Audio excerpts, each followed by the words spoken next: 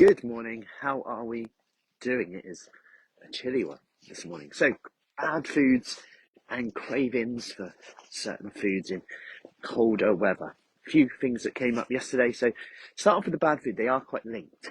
So, I was chatting to someone, they were quite on the go a lot, busy, and they said, Matt, I'm trying to fit stuff in and good food in because I'm out the door early, back in late, and it's just like grab on the go.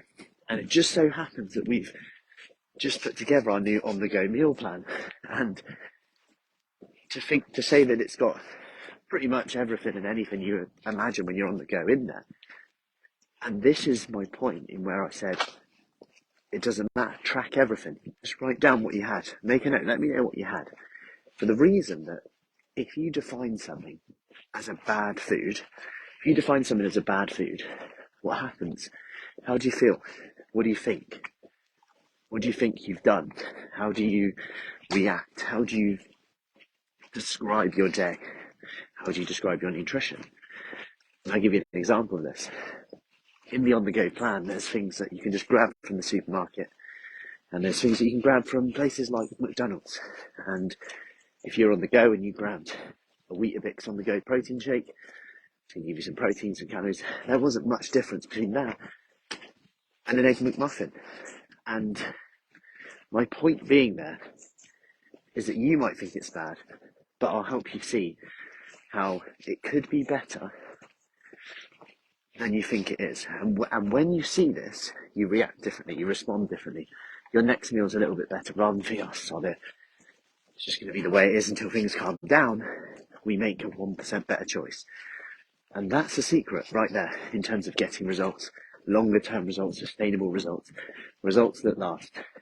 Like we're going to be doing in September with our 100-day program, which starts very soon.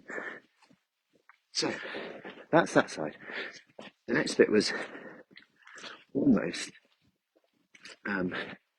predicting what's going to happen when the weather gets a little bit colder, like it is in the mornings right now, and about the snacking, the cravings that can happen. And I almost want to remind you that it's what you have overall over the day that counts, firstly.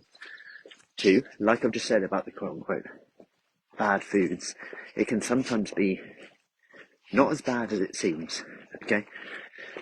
Not as bad as it seems when you look at actually what's in the one quote-unquote comforting food that you just had. And I'm saying this as a reminder that sometimes it's our thoughts about the food rather than the food itself.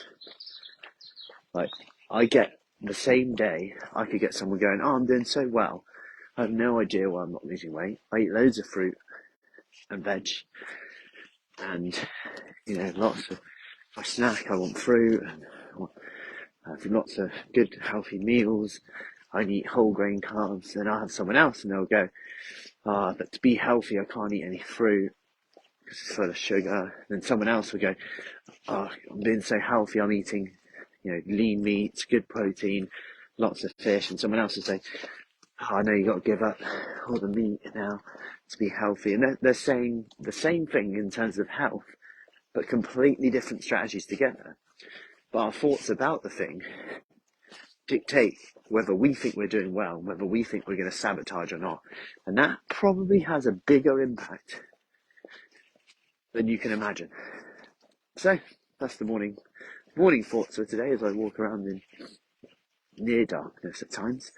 But any questions, let me know. As always, if you've got more information about our 100-day challenge coming up, then comment with 100 and I'll get you the details. Have an awesome day and I'll see you soon.